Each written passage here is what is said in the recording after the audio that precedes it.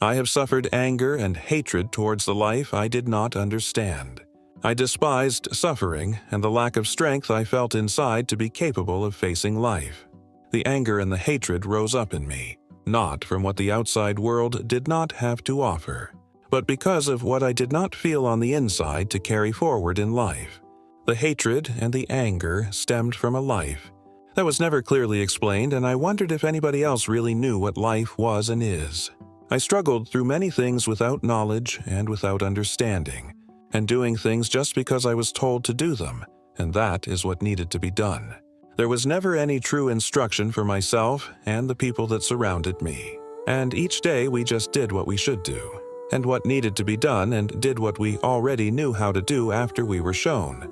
The hatred and the anger that I felt inside was the disappointment of not having anybody there that I could draw strength from, so I could grow and become the strength somebody else needed. I became as lost as the people that surrounded me, and I could only guess at what I should do and how I should live like everybody else lived that was a part of my life. Hatred and anger came easy, because of the great frustration of the lack of knowledge that I felt I needed in order to function more correctly. The feelings of despair and darkness were my first emotions before anger and hatred, and I prayed for the darkness and despair to be gone from inside of me. The darkness and the confusion and the lack of the ability to survive only seemed to grow worse over time. I found myself doing whatever it took to survive, and doing whatever it took to take the pressure off, and doing whatever it took to just try to be happy.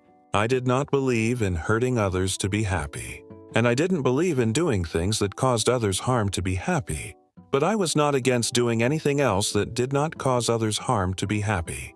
I suffered such a rage and so much anger and so much disappointment, and I suffered so much confusion, and I found myself worshiping darkness. And I found myself wanting to become the darkness because I could not overcome the darkness.